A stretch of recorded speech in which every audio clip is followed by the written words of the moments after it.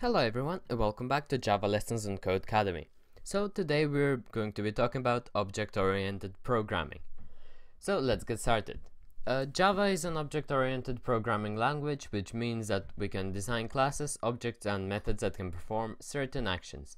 These behaviors are important in the construction of larger, more powerful Java programs. In this lesson, we will explore some fundamental concepts of object-oriented programming to take advantage of the power of OOP in Java, where OOP just means object-oriented programming. OOP is used quite a lot in a lot of programs, especially it's used in games, because without the objects, it's very difficult to get to make a program. So let's see what our first task is. So I will not be explaining this program because it's quite lengthy. You can have a look at it, but everything that this program or piece of code does will be explained in the next few lessons. So what we're told to is to check out the code in the editor, and it tells us that it incorporates classes, objects, and methods. After this lesson, you'll be able to read and write Java programs that use the OOP model. So what we need to do is just click run to run the code. So let's move on. One fundamental concept of object-oriented programming in Java is the class. So that's pretty much the main thing that we're going to be talking about. A class is a set of instructions that describe how a data structure should behave. Integer is a variable, and with class you just create basically your own variable. So you can even create your own integer variable if you wanted to, but there's no need because it already exists. So Java provides us with its own set of predefined classes, but we are also free to create our own custom classes. Classes in Java are created as followed. So if you wanted to create the class car or the variable car, then you would have class, name of the class that you're trying to create, and then curly brackets. So the example above creates a class named car, and we will define the behavior of the car structure in the next exercise. So what we need to do is in the code editor create a dog class, which we do by just putting dog there, and use the example above to help you. For now you can ignore the lines of code at the bottom. We will return to it later in this lesson. So let's just run and let's go on. We're off to a good start. We created a Java class, but it currently doesn't do anything. We need to describe the behavior of the class for it to be useful. So let's start by creating the starting state of our class. We can do this by adding a class constructor to it. A class constructor will allow us to create a dog instances. With a class constructor, we can set dog some information about the dog. If we do not create a class constructor, Java provides one that does not allow to set initial information. The code below demonstrates how a class constructor is created. So within our class, so within the curly brackets, we have public and the name of the class, parentheses, and then another set of curly brackets. So in the example above, we create a class constructor for the car class. This constructor will be used when we create car instances later. The public keyword will be explained later in this course. So what we need to do is add a class constructor called dog to the class. So basically we can pretty much just copy this, but instead of car we need to put dog and add the curly brackets on. So dog and then curly brackets. Now if we run it, everything should be fine. Hopefully, yes. So there is no output because we haven't told it to print anything. If you're having problems, then I guess you need to just put this on, but you should already have it because it was given to you. So let's move on. When we create a new class, we probably have specific details that we want the class to include. We save those specific details into instance variables. Here is an instance variable in the car class that describes a detail that we might want to associate with a car. So in the example above, we create the instance variable named model year. Instance variables model real-world car attributes such as the model year of a car, or maybe the mark that the car is, or I don't know, something else, the color of the car. Finally, the instance variable is represented by the integer data type. So let's model the dog class after real-world dog. Let's create an integer instance variable called age. So let's just follow our example. And so what we need to do is do int age and semicolon. So now by doing that, we have created a instance variable. Now if we run, everything should be fine, and it is. So let's move on. Perfect. By adding a class constructor and creating instance variables, we will soon be able to use the dog class.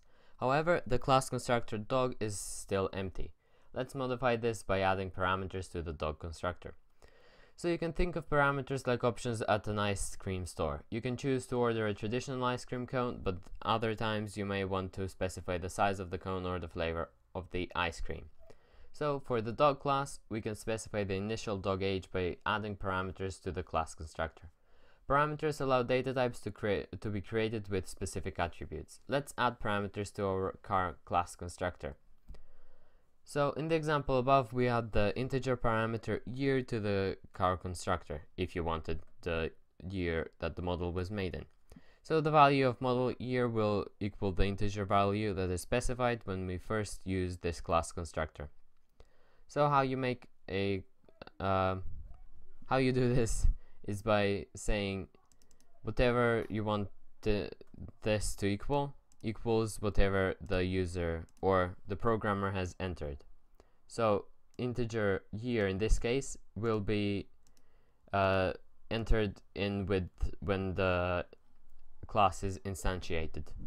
So what we need to do is add an integer parameter called dog's age in between the parentheses of the dog constructor. So integer dog's age, and then let's run it to reveal the next set of instructions.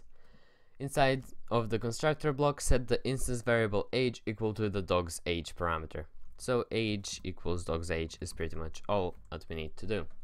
Now if we run it, everything should be fine.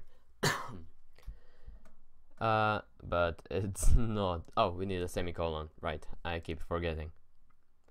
And that should be fine. There we go. So let's move on. We're almost ready to use our custom dog class, i.e. instantiated. Instantiate? Yeah, I think that's what it was called. But first we need to understand how to structure and run our Java program. So you may have noticed a mysterious looking line of code in previous lesson that looks like this. So this line of code, or lines, if you want to count the curly bracket. This is Java's built-in main method. We will learn more about methods and keywords around the main method later on, but first let's understand what the purpose of main is. So when Java runs your program, the code inside of the main method is executed. For now, you can ignore the keywords in the main method that we have not yet covered. You will learn about them later in this course, so that's good to know. So in Python, you wouldn't have something like this, but in C++, I think in C as well, and in Java, you need to have a main method. So what we need to do is, so our dog class already has a main method. It should look like that. And do not include anything inside of the main method yet. We just need to click run to continue. So yeah, let's just do that then. So perfect, now that we have a main method in our class, we're ready to start using the dog class. To use the dog class, we must create an instance of the dog class. An instance of a class is known as an object in Java, or instantiating it, as we have talked about in Python. The example below demonstrates how to create a car object. So you make the name of the class, then what you want that certain instance of the class to be called equals new, it's a new keyword, and again the name of the class and whatever your initializer requires, so whatever this requires. In the example above, we create a car object named myFastCar. When creating myFastCar, we use the class constructor and specify the value for the required integer parameter year. 2007 is the model year of myFastCar. Note that we declared the new object inside the main method. So if we're doing it, we would do it there. Inside of main, use the dog constructor to create a dog object and assign it to the variable Spike. Make sure that you specify the required integer parameter age. So how we do this is dog, and then our dog is called Spike, and we say equal to new dog, and the age of our dog, I don't know, let's just put 6, and then semicolon. If everything's fine, yeah, there we go. So what this does is just creates a new instance of the dog, which is aged 6.